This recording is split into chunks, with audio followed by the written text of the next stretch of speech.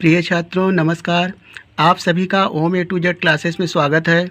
आज हम कक्षा 10 गणित प्रश्नावली 8.1 का प्रश्न संख्या 6 हल करेंगे। प्रश्न इस तरह है, यदि कोण ए और कोण बी न्यून कोण हो जहां कास ए बराबर कास बी, तो दिखाइए कि कोण ए बराबर कोण बी।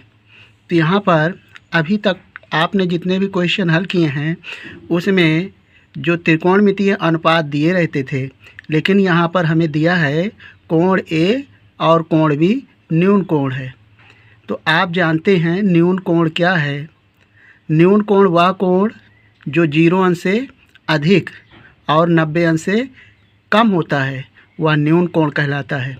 तो यहाँ पर हम एक समकोण त्रिभुज बनाएंगे, क्योंकि जो त्रिकोणमितीय अनुपात हैं वह समकोण त्रिभुज पर आधारित हैं। तो हम एक त्रिभुज बना लेते हैं और फिर बात स्पष्ट हो जाएगी।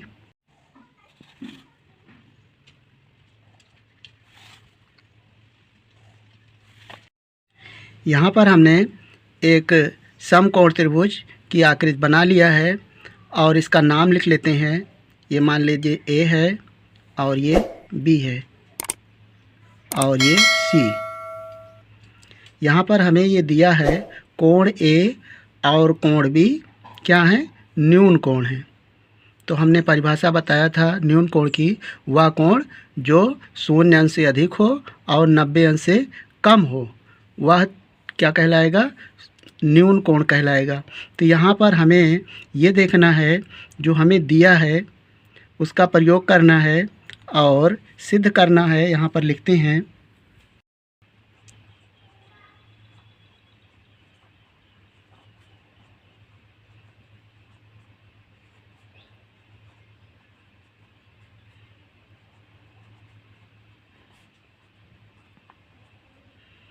यहाँ पर हमें सिद्ध करना है कोण ए बराबर कोण बी, और दिया है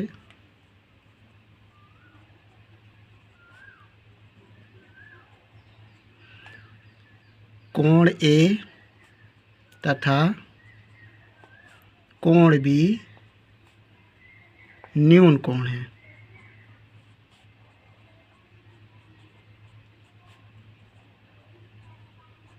ये हमें दिया है तथा कास ए बराबर दिया है कास बी। ये हमें दिया हुआ है।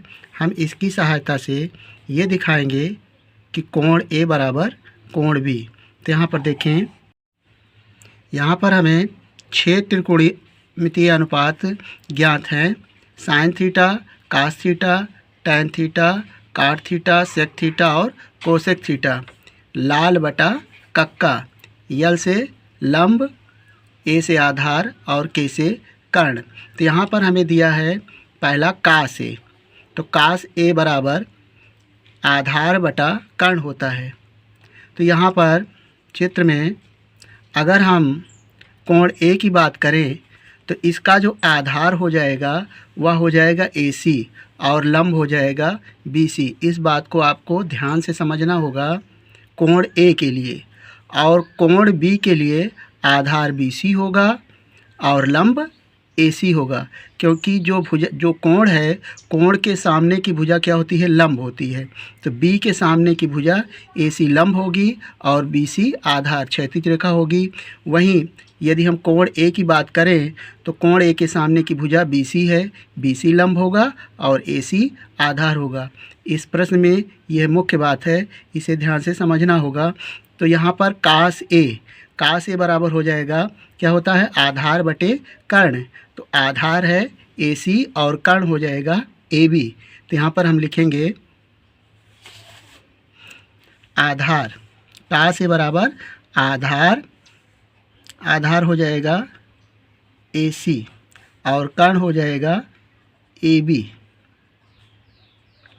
और कास B बराबर आधार BC और कर्ण AB होगा। तो आधार BC और कर्ण AB हो जाएगा। यहाँ से AB से AB आप कैंसिल कर सकते हैं, बराबर है, या AC बराबर हो जाएगा BC। अब यहाँ पर AC देखें, AC बराबर BC, यानी AC और BC ये भुजाएं क्या आ गई, बराबर आ गई। अब आप कक्षा 9 में प्रमेय का अध्ययन किया था कि बराबर भुजाओं के सामने के कोण बराबर होते हैं, अर्थात AC के सामने की जो कोण है वो B है और BC के सामने का कोण A है, इसलिए कोण A बराबर कोण B। और हम यहाँ पर लिख भी सकते हैं, क्योंकि बराबर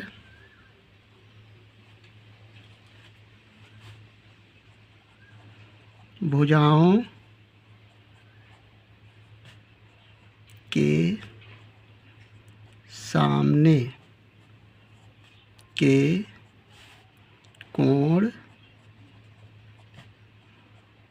बराबर होते हैं। और यह कथन है प्रमेय से, जो आप कक्षा 9 में पढ़ चुके हैं। तब क्या हो जाएगा, AC के सामने का कोण है B, तो कोण B बराबर हो जाएगा और BC के सामने का कोण A है। आप इसे इस प्रकार भी लिख सकते हैं, या कोण A बराबर कोण B, और यही आपको प्रूव्ड करना था। ये प्रूव्ड हुआ। मोस्ट इम्पॉर्टेंट क्वेश्चन है ये, पेपर में अधिकांश आने के चांसेस इसके हैं। अगर आपको यह वीडियो पसंद आया हो तो वीडियो को लाइक कर लें और चैनल को सब्सक्राइब करके इस वीडियो को अपने दोस्तों के साथ शेयर कर लें। वीडियो देखने के लिए धन्यवाद।